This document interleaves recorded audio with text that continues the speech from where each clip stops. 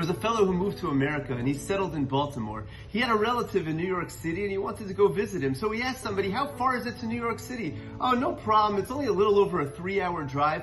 Just head on I-95 and you'll get there after about 3 hours. So he gets in the car and he starts driving. And after about 3 hours or so, he doesn't see New York City, so he continues. About 5 hours later, he notices a sign that says, "Welcome to North Carolina." A little bit confused, he says, okay, North Carolina must be somewhere near New York City. So he continues, and he sees signs, South Carolina, Georgia, Florida, yet he continues driving thinking he must be getting there very shortly, until finally he gets down to Miami, and he gets out of the car and he asks somebody, is this anywhere New York City? To which the fellow responds, no, New York City? You're 18 and a half hours away from New York City. So what happened? He says, well, I was in Baltimore and I wanted to get to New York, so I drove on Interstate 95. The fellow says, no, you got on I-95 South.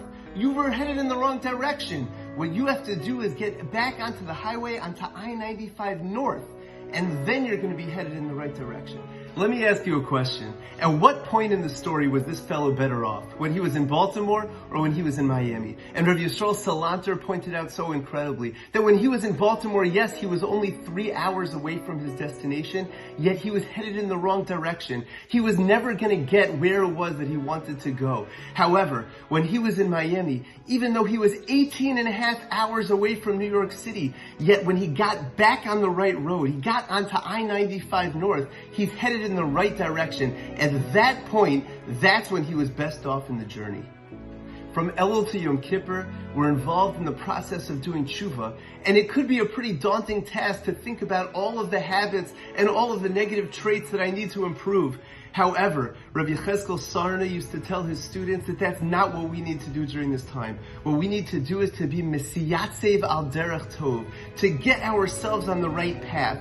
The same way that that fellow turned around and he got himself on the right road to head back to New York City, that's what we need to do as well, to stop and to get ourselves in the right direction. The Gemara tells us that Yom Kippur is mechaper la'osin tshuva, that Yom Kippur atones for those who are doing tshuva. And Rabbi Yisrael Salanter pointed out that it doesn't say Yom Kippur atones la'asu tshuva, for those that did tshuva. No, it says la'osin tshuva, for those that are in the process of doing tshuva, those that have got the ball rolling. You know, if I feel like this year I really should be dedicating more time to Torah learning, then right now during Elul, I need to open up my Google Calendar and see where I could carve out more time for Torah learning. If I feel like I could be davening with more kavana, then I need to open up that siddur right now and pick that bracha that I'm going to have kavana for right now during Elul. That's what it means to get the ball rolling.